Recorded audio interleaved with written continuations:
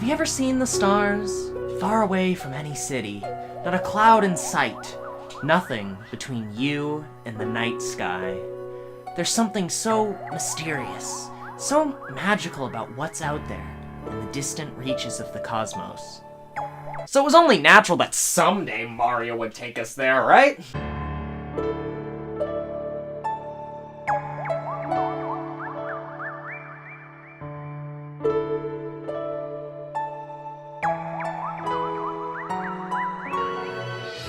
Let me tell you all a story of a very special night, where from the sky flurries down specks of color and of light. Oh, come on, Bowser! We were having a moment there! Where the hell did you get a UFO from? Man, don't you just hate it when your girlfriend's house gets abducted by an alien? Wait, where did you come from? Ah! Well, guess this is Purgatory. Clearly. And this is Convenient. The story of Super Mario Galaxy begins at Space World 2000 with the demo Super Mario 128. Somehow, Mario being able to freely run around this saucer was a concept they wanted to have in an actual game, but it was deemed too difficult at the time. However, after the release of Donkey Kong Jungle Beat, that team said, yeah, we could do Mario. Shockingly, they were right, and just a few short years later, Super Mario Galaxy released on November 12th, 2007. In North America, and if you happen to not be in North America, don't worry, because it was also released for Android, only in China, on the Nvidia Shield TV, and also it's not anymore. We awaken on a small planet, seemingly far from anywhere we've seen before. We're not alone, some star bunnies seem intent on helping us. It's rather calm, peaceful, some recovery time after actually just dying. We've already had plenty of time to test out our running and jumping, so let's go play with these bunnies. There are a chance to do a little bit of exploring, discovering how grass can hide things, the way pipes work, and, oh yeah, the concept of gravity. That might be important. As much as we need help, turns out these bunny Lumas do too, so it's time we go help them out. How the heck did you do that? We get the honor and privilege to meet the mother of all cosmos, and she gives us a child. I didn't ask for this! What makes either of us look like a good parent? Oh. Man, children have some sweet benefits. Welcome to Gateway Galaxy. Now that you've had some time to figure out how we're gonna move around in this space, let's figure out how our baby Luma is gonna help. This is your introduction to everything from collecting star chips to create your next launch star, death by spaghettification, earning one additional Mario, and large Goomba! We will never see him again, so appreciate this while it lasts! Huh, that doesn't look good. Let's just turn that off and I'll take that. Normally this makes me invincible, so it should do something good for me now. Hey, wait, where are you taking me? Oh god! Ah! You never told me you owned a space weenie. You keep a roller coaster in here too? What the hell is this? Turns out this place, the Comet Observatory, is the home of Rosalina and all the Lumas, and Bowser has stolen all of their power stars. 120 to be exact. Shocker! That Grand Star we acquired helped bring power back to a section of the starship, so we've got to find more of those to reopen all the rest of the domes, so we can travel to the center of the universe and kill Bowser for the 5th time this month. I've probably got a solid, minute and a half until Polari yells at me to get a move on, so that's plenty of time to reminisce about... Yep, that'll do. Galaxy was the 3rd mainline 3D Mario game, so, logically, it had followed in the footsteps of the already established moveset and gameplay style 64 and Sunshine had pioneered. It doesn't. Mario's basic moveset contains mostly familiar moves, being the jump, double jump, triple jump, long jump, wall jump, ground pound, crouch walk, backflip, side flip, that's it! Mario loses his punches and kicks, his diving, and overall just moves a little slower and stiffer. It's a more simple moveset, for a console that was dead set on appealing to the casuals. It makes sense. Except, oh wait, we have a child. The Star Spin was an excuse to make Wii users do the unthinkable. It replaces things like dives from previous games as your way to sneak out both extra height and length from a jump, and you go even higher if you shake the nunchuck. Why? The Star Spin is also used as your general purpose attacking move, used for stunning enemies, killing others, collecting shells, bashing coconuts, switching switches, breaking crystals, flinging bulbs, screwing bolts, and plenty more. Man, this prism is great! Oh dear god. The Star Cursor, aimed with the Wii Remote's pointy doohickey, is mainly used for collecting star bits, one of the game's main collectibles. You can just run into them, but it's much easier to use the pointer, and you can do it from quite far away. If you're playing 2-player, the second player just gets a second cursor, just like this one. The cursor can also be used for shooting star bits, pulling stars, blowing bubbles, aiming cannons, slinging pods. Gotta move on! Alright, fine, jeez. Let's head into the terrace and see what's the big rush. This is a dome, one of 6 on the Observatory. As we collect more power stars, we can go to more and more galaxies. The ones in the spheres are larger galaxies, usually containing 6 or 7 missions, and the question mark blocks contain smaller galaxies, only containing 1 shorter mission. How? And Bowser's Head contains the boss levels that have the grand stars needed to open new domes. That's impossible! He's not that big! We can only open the first one for now, so let's head off to our first full-scale galaxy. Welcome to Good Egg Galaxy, our first real big galaxy to explore. While every mission starts on this planet, they all split off into different parts of the galaxy. Our first mission takes us through mostly small planets with familiar, easy-to-understand gimmicks, before landing on and fighting our first boss, Dino Piranha. Make sure to spot the great Nintendo DS in the sky along the way. The second mission takes us on a loop around 3 planets, where we encounter our first hungry Luma. These special Lumas need to be fed large amounts of star bits before exploding into a new planet. This gets kinda dark when you think about it. After leaving the Mexican Fruit Hat planet, we head to this large centerpiece. The first time the game really plays with the idea of gravity fields easily being hopped between. It ends on a planet where you collect these 5 blue star chips to make pole stars to get... Alright, that works too! Cheater! The final mission takes us to some tropical planets, where we get to kick coconuts between 2 close planets, before BAM! Suddenly artillery, and BAM! Suddenly airships, and then BAM! Suddenly octopus! King Caliente is all about thwacking coconuts back at his face until he gets mad, then he gets really mad, and then goes back through the hell portal. Hope I don't have to find out where that leads. Good Egg Galaxy is a fantastic first level.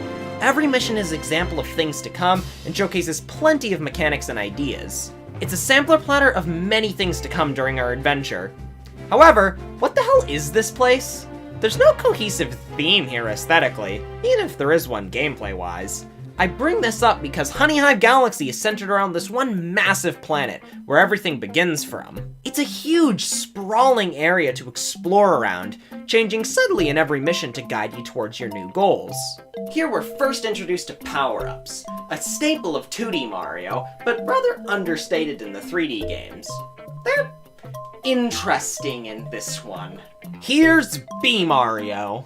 We sacrifice a lot of our athletics in exchange for the ability to fly, climb on honey, and touch certain things.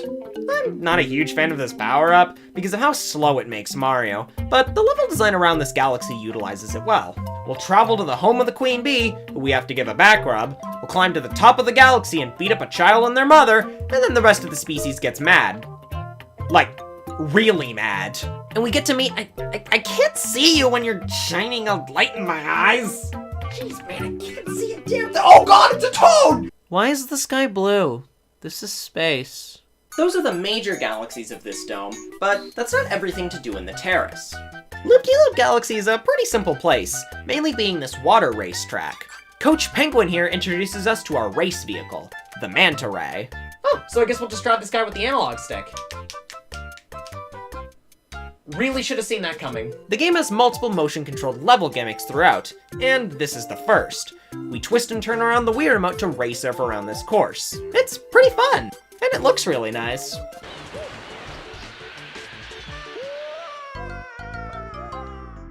Don't ask me how the gravity of that one works. Flip Switch Galaxy is the smallest galaxy in the game, just this one little planet.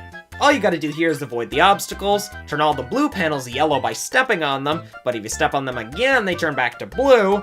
Once they're all yellow, you win, star appears, go get it, and yup, that's it. So, that's all the main levels in the terrace, but before we go to the boss, there's still one more place for us to visit.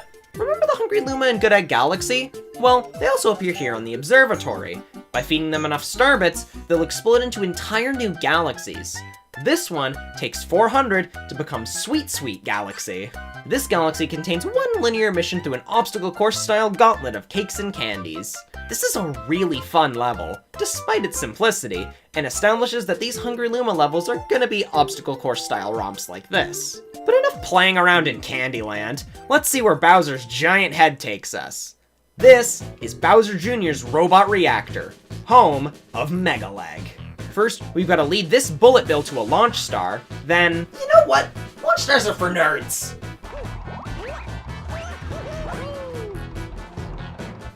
Yeah, take that, child. Let me in! Megaleg holds the grand star we need, and Bowser Jr. doesn't want us to have it. You know what? That's pretty reasonable. He's a good kid. He's gonna listen to his dad. And if his dad tells him to protect the Grand Star by putting it inside of a giant tripedal robot, he's gonna do it. Still gonna beat him up though. In order to beat Megaleg, we've got to climb up his legs, then use his own bullet bills against him. First, by breaking the cage, then breaking the glass around the star, blowing him up, and granting us our Grand Star. And that's the end of the terrace, the first dome of the observatory, and it's pretty nice to be back here. It's nice to sit here in the terrace or the fountain, relax, and remember the good old days. Before anyone told me, the fountain is also known as the bathroom. Yup, that's disgusting.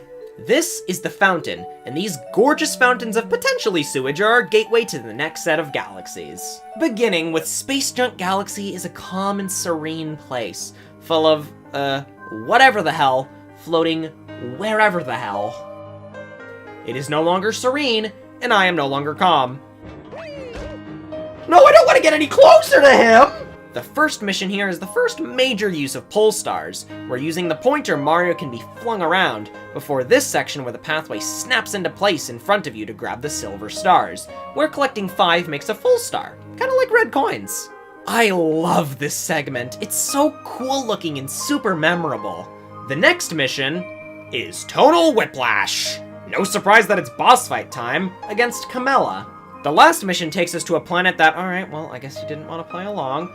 Pikmin 2. These are Sproings, which require aiming and firing with the pointer.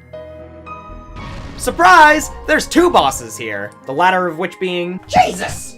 This level is also the first time we can do the secret mission in this galaxy, where this Hungry Luma explodes into Yoshi? Yoshi is here? Why would Yoshi be here? This unexpected appearance of Yoshi is appreciated, but it would be cool if he was actually in the game. You know, like Sunshine. Battlerock Galaxy is one of my favorite designs, centered around this gigantic space rock converted into a war base. The scale here is gigantic. We begin by bringing back blue star chips by Are You Kidding Me? Again? Then, we take a flying saucer and dodge cannon fire to invade the Battlerock. We start again on the same saucers, but instead using bomb-ups to blast our way to a launch star before circling the exterior of the Battlerock, breaking inside, freeing a Luma, and blasting our way back out. How did doing that make it explode? The last mission takes Mario through a side-scrolling gravity-defying course before taking on the leader of the base, the Top Maniac. These missions tie together to tell a story of invading and taking over the Battlerock, and that's super cool! I love how creative they got with the visual style, the creative gameplay ideas, and this moment where the music perfectly changes tone in and out of this area is genuinely amazing. This galaxy is one of the game's highest peaks. There's also a secret mission where you blow up trash. That sentence probably just gave someone PTSD. I'm sorry. Those are the 2 major galaxies here, and of course there are some smaller ones. But turns out, something else has ended up in orbit. This Luma is gonna tell us about prankster comets, but as far as I can tell, they don't have an official name. Ohio! Ohio tells us about these comets, which, when in orbit, bring with it a new remixed challenge in that galaxy. They'll also move them around for you, if you want. See, it's random which galaxies have one in orbit at any one time, and when one is in orbit, the only mission you can do is the Prankster Comet. This can be annoying, but Ohio can move them for 20 star bits, if you're willing to make the walk across the observatory. Hey, where'd all those points come from? Bias. There's 4 main kinds of Prankster Comet. Speedy Comets, which are speed run challenges, Daredevil Comets, where you have to finish part of a mission without ever getting hit, Cosmic Comets, where you race against Cosmic Mario and his trippy body to the star, and Fast Foe Comets, which are self-explanatory, there's only 2, and you will forget about them. These are fine challenges, and at times they can introduce challenges that the game doesn't normally have. The randomness sucks, though. Right, now, where were we? Got it. Rolling Green Galaxy brings with it another motion control gimmick, rolling on the star ball by pointing the Wii Remote straight up and using it like a joystick. As if. I really like this place. It's themed like a putting green, and the star ball is fun. I wish it was longer so I had more time to enjoy it. Hurry Scurry Galaxy, also known as Fading Away, Goodbye, Ow Wow Wow Wow Wow, and Limbs, is one planet. Ignore the other one. The green panels start to disappear when you touch them. Collect all the music notes. Whee! Star. Limbs? And, oh look, it's Bowser time. Except, I've got a hungry llama to go see. So you and your rotating head can wait in here. Planet-sized heads. How unrealistic. Sling Pod Galaxy features, oh wow, what a surprise. There's lots of star bits here. I don't have much else to say. Oh hey, it's this music playing now.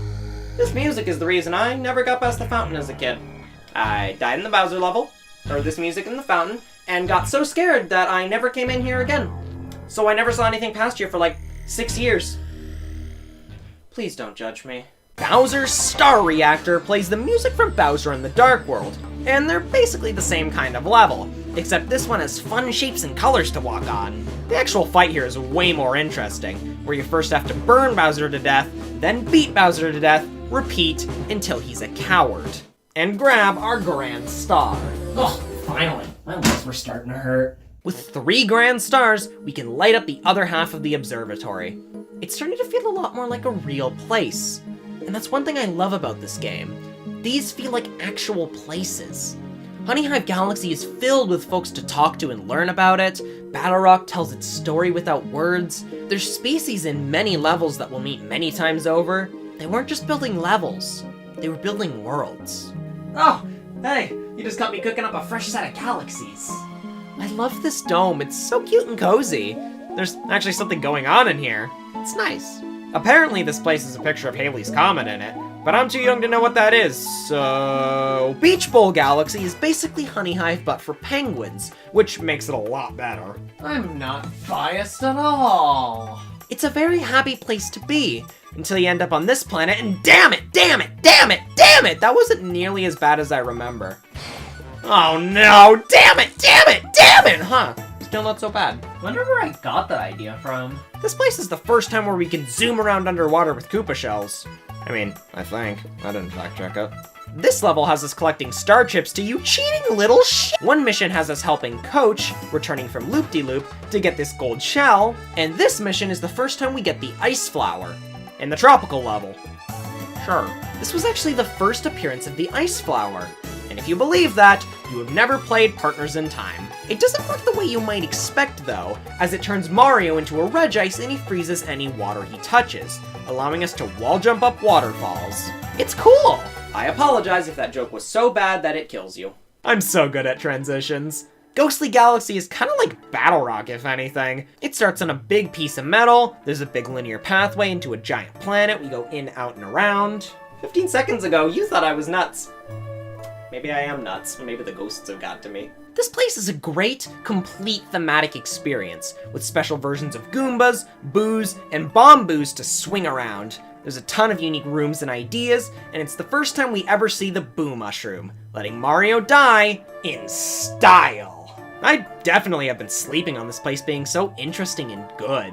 The first level is really the peak of this creativity. It even ends with saving Luigi, who ends up traveling to other galaxies where we have to save him, giving us the secret stars in Good Egg, Honeyhive, and Battlerock. The race against the spooky speedster is no slouch at all either. The secret mission has this crazy gimmick where what is solid ground is always moving, and Bouldergeist is mean.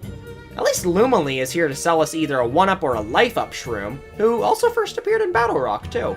2 minutes ago, you thought I was nuts. Okay, fine. I'm going nuts. This is sometimes considered the hardest mission in the game, and I beat it second try. I died to the Stone Cyclone more. It's annoying, but not annoying enough to make this place suck. But screw this place, it's buoy base time! This galaxy is packed to the brim with character as the universe's scariest floating military base. No clue who would attack, considering it's in the middle of nowhere! But maybe they're a Torpedo Ted enthusiast. Agree to disagree. This galaxy blurs the line between a linear obstacle course and exploration, and it's super, super cool.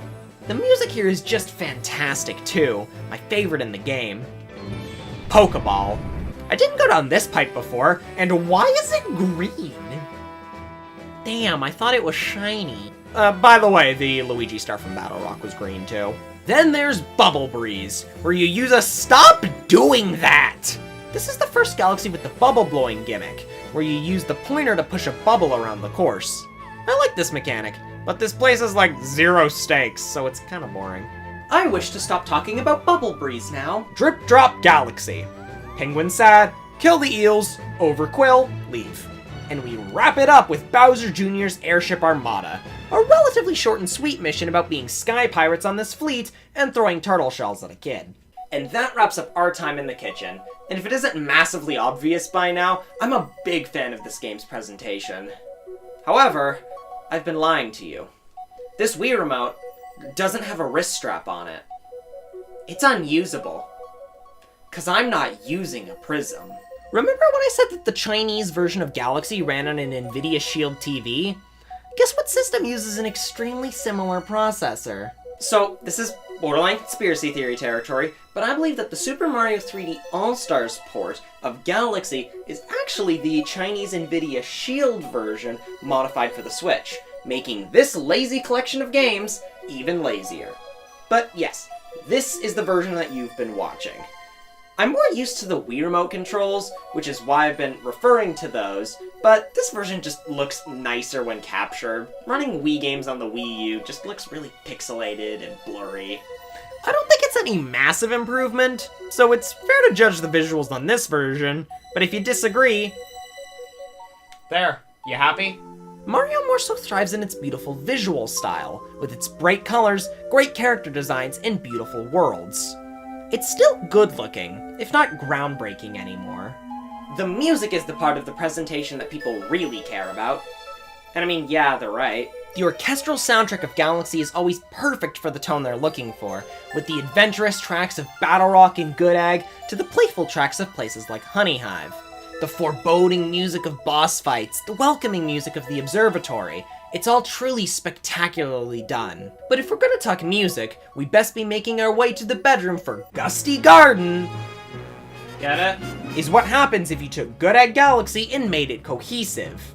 I'm not even gonna try and deny that this place is great. It's filled with unique ideas and new enemies, and it's just beautiful. The first mission is just a fun ride, floating through the air on these dandelion-looking things, flinging around with these vines, and ending up on the puzzle cube, where we catch this bunny. The next mission is pretty similar to the start, with this neat part where you have to keep making this caterpillar shoot to the next apple, and reach Major Burrows, who is a genuine challenge. I died to his Daredevil comment more than Bouldergeist. Guess how the next level starts? You have to stomp on lots of enemies in a row. Damn it! What the hell does this have to do with plants? How do you even scramble gravity? I've been trying, but it's not working! But of course, all anyone really cares about in this place is the iconic, beautiful song that's been remixed so many goddamn times that I can't hear myself think! Huh? Freeze Flame Galaxy is extremely predictable based on the clues given. It's an ice level all about climbing this giant mountain with a focus on the ice flower before taking on Baron Burr. Then, it's a lava level all about the fire flower, which we haven't seen yet. It's a timed power-up that allows you to throw fireballs. Shocker. This mission takes us through the inside of a massive lava ball, and the final mission mashes fire and ice together, which both looks cool and is super fun to play. It's more so surprising that this idea wasn't done in Mario beforehand, considering how obvious it seems to be. Dusty Dune Galaxy sucks. Fine, I'll elaborate. What is it about this desert that makes me dislike it? The ideas behind these missions are totally fine. Actually, I like most of them. But you have to play the second main level 4 times. 4! Once the whole way through, once for the secret mission, once just to do the last planet again, and once the entire way through for the Speedy Comet. And then they make you do the third mission twice too! Otherwise, yeah, this place is neat. The first mission has a 2D segment that is gloriously broken. We climb this tower using tornadoes. The second one is the worst one, of course, and the third is all about buildings that grow and shrink either on command or not. This place also has the third green star, the last of the 3, but we'll get to what that means later. This place may drag on, and I kinda loathe it, but I'll at least tolerate it for now. You might notice that we've just gone over 3 major galaxies in one dome. Starting from the bedroom, this is just normal. There's more major levels in the later part of the game. These major galaxies are my favorite part of the game, so yes, this is good. We do still have some minor galaxies, of course, starting with Big Mouth Galaxy. It's fine. It's neat. You gotta collect Star Chat. I should just be expecting you to do that at this point. Honeyclimb Galaxy is alright. It's much more memorable than Big Mouth, being a surprisingly interesting and challenging level all about the underused B Mario climbing mechanics, not helped by my innate desire to kill everything that moves! The boss level, Bowser's Dark Matter Plant, is pretty interesting too. The dark matter mechanics are interesting and would require some thinking if I hadn't played this level at least 10 times. The gravity sections require quick thinking that not much else in the game demands. The Bowser fight is just identical. Nothing's perfect. And that's the end of the bedroom, and the end of the bottom floor of the observatory. We're getting towards the end of things, there's more major levels than ever, so things are about to get, interesting. So welcome to the engine room, dome number 5, and the first one that's technically optional. Hope that turns out well. Whole new dome, places to fly, but something's off, I don't know why. I see it now, I've got my case, you just ripped off. Wait, why this place? The beach is back, and please don't miss, it's now a circle. What a twist, sure hope you like the loop-de-loo, cause racing's all you're gonna do. Hurry Scurry's back again, it wasn't very good back then. The notes have changed, you must assess. I really couldn't care much less. Now honey, have you liked it, eh? What if that, but just again? Well seriously, they had the gall to flip it round and make it fall. The comments changed, it must be right. At least there's no reuse. Boss fight took Cataquack, and yes I know they even stole straight from Hasbro. Well here's Toy Time, wait, this one's cool. There's always one that breaks the rule. This guy's here in Gold Leaf 2, I always go here first. Oh wait, what's that song I hear begin? That's from Bros 1, haha, I win! Let's see the boss, I wonder which. Wait, seriously, you picked this big? Unoriginal, dome unoriginal, unoriginal dome. Unoriginal, dome unoriginal, unoriginal, unoriginal dome. Where were we? Right, plagiarism. The engine room is technically an entirely optional place to go, since as soon as it's unlocked, the observatory is fully operational, and you can just leave to go slap Bowser. You need 60 stars to do so, which is very doable by this point if you're doing everything, but at minimum you only need like 30 stars to get here. I guess that's why they decided to rip themselves off 21 times. So yeah, Gold Leaf Galaxy looks like a total ripoff of Honeyhive. I mean, in level design and theme, it is, but at least they used the colorize tool. But let's give credit where it's due, all of the stars are entirely original and creative, so does it matter that it's a bit of a ripoff? I like mocking it, so yes. This place is one of the very few appearances of the Cataquack originally seen in Sunshine, which of course can mostly be skipped, and is the first time we see the Undergrunt Gunner, which is the angriest mole I've seen all week. Eat your heart out, Major Burrows. This guy has a gun. This segment on these treetop platforms dodging rain clouds as a bee is a creative use of the power-up. As much as I want to dunk on it, it's kinda hard to. Just kidding, you could have designed an original planet for this, but no! Sea Slide Galaxy is what happens if you take Beach Bowl, Loop-de-Loop, and turn it into Saturn. It's just so egregiously fine that it's super forgettable in the grand scheme of things. Gold Leaf is at least memorable because it's funny. We meet Guppy for the first time here, and considering he's supposed to be intimidating, I wasn't expecting to have to slow down so I didn't pass him. Then, right after that, is a race with some penguins, around a very similar loop. And then there's another race with a cosmic comet, all in a row! The Silver Stars mission is probably the best. It's nice exploration and doesn't overstay its welcome, until I died just before getting the 5th Silver Star. I put this place on the same level as Dusty Dune. Honestly, maybe below, but neither are that bad. Seaslide just feels like it didn't have enough ideas to be good, and considering it was once merged with Beach Bowl, yeah, I can see why it ended up this way. Oh, and of all minor galaxies to reuse, why limbs? Bonefin Galaxy is what happens if you take Bouldergeist, shove him inside of Drip Drop Galaxy, and is also the mission that takes the most stars to unlock. Meaning canonically, this is Bowser's strongest minion. And considering how many hits he takes, yeah, seems accurate to me. It can be a little confusing finding shells on this planet, but otherwise, this is just a great boss fight. Remember how cool this fight was. Toy Time Galaxy is really, really good. It's a massive, super original world, full of toys and candies and Marios. There's so many moments where you end up on giant planets to go explore, and the challenges aren't necessarily hard, but they're really fun. This place is also the first time we find the Spring Mushroom, which turns Mario into a bouncing pogo plumber. This thing has a horrible reputation, and I really don't get it. It's not hard to control or anything, so I think it's fun. Now I'll play the entire galaxy without using it. The first mission eventually brings us to a giant robot Bowser, where we slowly make our way up the toy, causing whatever destruction we feel like, before giving him an extremely violent lobotomy, giving our star through one of the coolest encounters in the game. Once again, remember this. The second mission takes us to Bootleg Flood to find some star chips, then to a giant Mario where you grab silver stars. It's short, but that's an 8-bit Mario sprite, so I'm legally obligated to say it's perfect. And the final mission is the long-awaited sequel to Rocky Road. Pretty much just a linear obstacle course featuring the Spring Mushroom, except screw that fungus, ending in a different version of the Undergrunt Gunner. This place rules. It takes a great theme idea and just runs with it. Sand Spiral Galaxy is a checklist. Its whole gimmick is that you can beat it with the Boo or the Bee Mushroom, and have to dodge different obstacles along the way. As a Hungry Luma Galaxy, it's all it needs to be, but I spent 1,000 starbits on this. I was hoping for a little more. And of course, Bowser Jr.'s Lava Reactor, where of all damn places for that hell portal to lead, right here, this sucks. King Caliente was the second boss we fought. He's borderline still a tutorial, and doesn't fit at all as someone guarding a grand star. Megaleg was such an incredible boss, and this is the dome where we fought Heavy Metal Mecha Bowser and Bonefin. They don't even try and make it a surprise, it's literally in the title. We going to good eggs, big octopus. The starting planet is even just a ripoff of the one from Megaleg. This is terrible as a major boss. And even worse, this is the last dome boss before the end. I just wish they were better.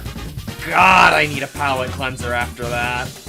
That'll do. We're coming to the end of the game here, which means that, finally, we can walk through the entirety of the Comet Observatory. I've always loved it here. It's a really pleasant place to be. It's big and it's beautiful. I don't find it annoying to get around, since there's warp pads that help you get from place to place. And there's a bunch of 1-ups hidden, incentivizing you to explore. I will admit, Delfino Plaza is full of far more, and Peach's Castle does have the castle's secret stars to find, but I'll always love this place, and its beautiful floating shed. So, this is the gate. Didn't see that coming, did ya? This is how we return to Gateway Galaxy, for if you want to replay the Grand Star Rescue, but there's a little something special waiting for us here too. This red Luma seems to like the cut of our jib, and gives Mario the challenge of collecting 100 purple coins on this planet to get a star. Except, what? How am I supposed to get those ones? That's the solution to all of my problems. This is the red star, easily the coolest power-up in the game. One simple spin and bam, you're flying! Press A while you're in the air to stop and change direction whenever you want, and spin to attract nearby coins. Imagine what they could do with this! Imagine a place like Good Egg or Gusty Garden, where you fly around wherever you want! The possibilities are endless! This is the only level the Red Star has ever been in. Not just in this game, in any game. What the hell happened here? So, once you get the 100 purple coins, and you collect the game's only red power star, for some reason, you do get the red star in the observatory, where essentially its only practical use is to get some more hidden 1-ups. Although, you can use it to enter some Hungry Luma galaxies. And where would society be without that? I feel like it had to have been developed to do cooler things with, and just, this is all we got, which really sucks. The things they could have done would have been amazing, but alas. Well, hey, that planet is up there. I guess I'll try and fly there. Wow, this thing really is useless! Remember those 3 green stars we collected earlier? Those are what unlocked this planet, the Planet of Trials, with 3 of what are called the Trial Galaxies. All 3 of these are basically the ultimate challenge versions of the motion control gimmicks we've seen before. Starting with Rolling Gizmo Galaxy, a Starbell galaxy like Rolling Green, but with a theme most similar to Heavy Metal Mecha Bowser crossed with a Staples. Loop-De-Swoop Galaxy is just a sequel to Loop-De-Loop, ironic considering Loop-De-Swoop has a loop in its course. There's also this cool victory lap you can do around the course to get some star bits that I don't think I've ever seen before.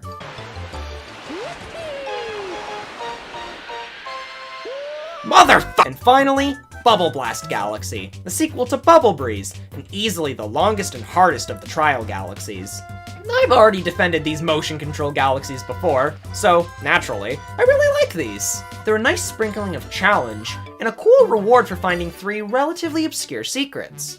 This was the first time 3D Mario had a sort of secret challenge level, and they'd quickly become a series staple. Though, I must say, the motion controls are just better on Wii. The pointer is serviceable, I feel it's actually more generous in this game, but Starball rolling and Manta Ray surfing just feel better with the Wii remote. Well, guess it's time to go to the last dome. What are you doing here? So yeah, the gate of all places has a hungry Luma, and the galaxy is another race against the spooky speedster from Ghostly Galaxy, but this time using the Boo Mushroom. It's pretty cool how the terrain moves in this area, and the actual mechanics as going fast as the Boo are neat, but honestly, this level just emphasizes how weird power-ups are in this game. They appear quite frequently, most getting 3 or 4 appearances, the Bee getting 8, but their usage is just so forgettable. So many appearances are very minor and unimportant, which is kind of a shame.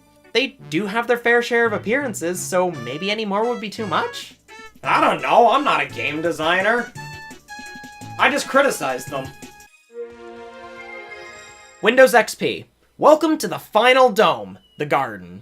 Once again optional, and only containing 4 galaxies, as there's no boss fight here. No sense dallying, let's get straight to Deep Dark Galaxy. It's really not that dark. Fix that for you.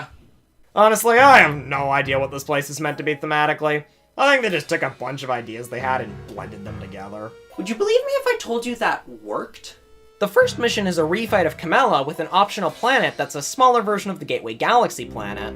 The second level is weird, all about cannons, and cannons, but to cheat. Bubble cannons, and then watermelon. Then we meet Guppy again, who isn't quite as much of, but still is, a pushover. The secret mission here is really neat too, all about changing the gravity around to be able to murder this ghost. You know, this place is like Good Egg Galaxy. Theme be damned, cause I can't tell, this place is just fun. Oh, and there's another floating DS in the sky too. So that's cool. But not nearly as cool as Dreadnought Galaxy is massive, and the scale here might remind you of Battlerock. The layout of its missions is similar too, with a mission all about traveling around the Dreadnought, including a gravity scramble segment on the inside, one linear side-scrolling section with a lot of cannon fire, and another battle with Top Maniac. Oh, and another garbage dump. I'm pretty sure I failed in one on the same frame. If you try and evaluate these levels on the surface like that, yeah, they're all the same. Which is fair. It's clear that the ending of this game over-relies on reused content. But I feel like it's much better here in the Guardin. Dreadnought is less of a ripoff of Battlerock and more of a sequel. It knows you're in late game, and it doesn't really hold back that much. While I do think Battlerock is cooler thematically, this place is more detailed, more elaborate, and contains the longest speedy comet yet, a 6-minute-long epic that really needed a shorter timer. It's also one of the few places to have the guts to stop me cheating. But I understand the deja vu from Battlerock, and so many other places. Don't worry, this should be the last time. I have been in this place before. Matter Splatter Galaxy takes the concept of Matter Splatter Mansion and tells it that it sucks, is worth nothing, and should go back to the kitchen where it belongs because the real Matter Splatter is the only one worthy of bliss. What a jerk. It's really cool, and it features the spring mushroom, unless you're me and decide not to. Snowcap Galaxy is the final Hungry Luma Galaxy, where we play hide and seek with bunnies. Yeah, seen that one before. And finally, we've reached the very last galaxy, Melty Molten Galaxy. Okay, good. No more deja vu. I've never been to hell. Unlike someone. This place's gimmick is simple. Lava, fire, doom, despair! Oh god, they lit Dino Piranha aflame! Is that even allowed? This place is just a fun final stand before the end of the game, with surprisingly tense moments at times. And at least this time when they reused a boss from Good Egg Galaxy, they actually made him a lot harder. Honestly, you could have swapped these two bosses and I still would have been unhappy about King Caliente, but it wouldn't have been as egregious. They even brought back the Star Ball, the first major motion gimmick to appear in a regular galaxy. The music here is super underrated. I never hear anyone talk about it, and it's a shame because it is fantastic. All around, this place is awesome. I suppose there's not much for us to do than to go kill Bowser.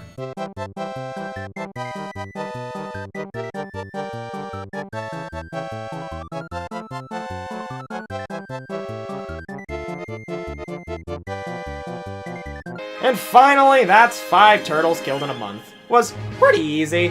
Took a while, and the final star count is kinda weird. Awfully convenient how it's exactly 15 stars below 120, 1 per major galaxy in the game. Wonder if that's gonna mean anything. Oh dear god! This was a warning shot, and no one realized. So, after killing Bowser, every major galaxy gets a purple coin comet. There's actually quite a few different variations. A lot of them are against the clock, often in a small area, such as the Puzzle Cube of Gusty Guardin, Luigi, and the Meat Box of Ghostly. These also have more coins than you really need. Not all of them do though, such as this reorganized space junk section. Wait, what? Kind of a subcategory of these are the 2 missions in Battlerock and Dreadnought, which have theirs on their auto-scrolling segments, where if you miss 1 coin, you die. I quite like these timed ones. They fit well as comets, being bite-sized unique challenges. You might notice the song that plays during these purple coin missions is actually a remix of the Gusty Guardin theme. We weren't safe from the start! The rest of the missions have no timer, and are more so focused on exploration rather than anxiety. Good Egg Galaxy's coins are all in straight lines. What? Dusty Dune takes place in this damn mission again, and it, paired with Deep Dark, take place in relatively small segments. Melty Molten kinda fits in here too, but Honeyhive, Beach Bowl, Freeze Flame, and Sea Slide are massive. They're fine, but they're rather slow, retreading old ground, and if you miss one, good luck finding it here! Most of them aren't actually that bad, but Sea Slide sticks out as being just far too long. You mostly have to use the bee and slowly float around, going from cloud to cloud, getting a few at a time. Freeze Flames took me a while too, but that's just because I'm bad. Purple coin missions are alright. They didn't take that long altogether, but some of them are just really, really bad eggs. It'd be nice if they were more spread out across the entire game. Though I guess if you went and killed the rude reptile right as you unlocked the engine room, they'd be paced a little better. Still, it'd be nice if there was a game where purple coin missions were spread throughout. If only, huh? Ah, that's much better. Let's do this, Turtle! With the power of the grand stars and a bunch of other little stars, the Comet Observatory can once again become a starship. Turns out, Peach's Castle is just vibing here, to take us to the very center of the universe. Considering the historical significance of this place, the rent Bowser pays must be absurd. This is just a great final level, starting with gravity shenanigans with these spotlights, then referencing Melty Molten Galaxy, Space Junk Galaxy on the rocks, Dusty Dune, and then normal Space Junk Galaxy. Then literally the only time Bonsai Bills appear in this game. Appreciate this, cause we'll never see them again. And it's finally time we come face to face with Bowser, and also Peach, and also Bowser Jr. The gang's all here! Look away, Junior, I'm about to kill your dad. When do I get to do that? First, we've got to spin Bulldowser's face to knock him out. This was the first time I learned these regular boulders can be broken. Then, Bowser decides, nah, gravity is mine now, and takes us to a place where we need to smack him with the power of rubber plants. And finally, one last regular Bowser fight before we throw him into a sun from the inside, cause we're real fancy. Welcome back, Peach! And look at poor old Bowser. Aw, somewhat upset about his universe dying.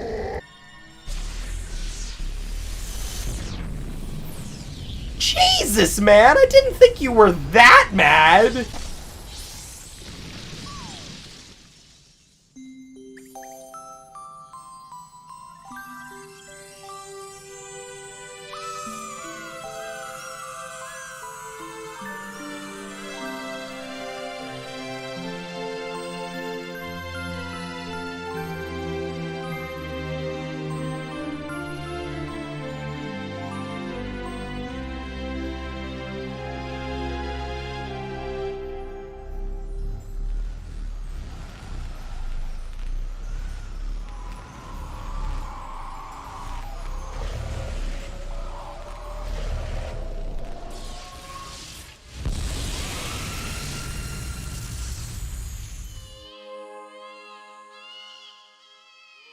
Hi, Space Mom. What? And that's the end of Super Mario Galaxy. No! All that unlocks is a final purple coin mission in the Star Festival. And you're getting footage from the Wii version, because I'm not playing Dusty Dune Galaxy again. Well, that's not quite the end. If you collect 9,999 star bits, all the coconuts become watermelons. You're willing to do all that, but you're not willing to Luigi. Anyway, instead of staying here at the fountain, we'll head over to this little structure here, which lights up after finishing that dome. Inside, Rosalina tells a story to the Lumas, bit by bit, as you collect more power stars. Rosalina's storybook is that of a young girl and a Luma. They travel space together, looking for Luma's mama. They find a comet to make their own, full of star bits. They taste like honey. One night, she dreams of her mother and awakens missing her, sad she'll never see her again. They never found Luma's mother, but the girl promises to take care of Luma. They build a home on the comet, one too big for just two. Far too lonely for just two. One day, a planet appears on the horizon, bearing a small Luma and 199 more. The Lumas shout together, "My mama! My mama!" as she bursts into laughter, pledging to name them all. After spotting their 100th comet, she wonders about her home, if it's still as blue as it used to be. Peeking into her father's telescope, she sees home, where her father used to show her the stars, where her brother would sled down the hill, where her mother would picnic, and cries. She wants to go home, to see her again, but she never will. Her mother is sleeping under the tree on the hill. Luma tries to comfort her, and comes up with an idea. They soar high into the sky, and slam back down. A bright light pours out from the crater, and Luma emerged, reborn as a comet. So together, they all traveled the stars, returning home every 100 years. So let me tell you all a story of a very special night, where across the sky streaks a comet, full of family and of light.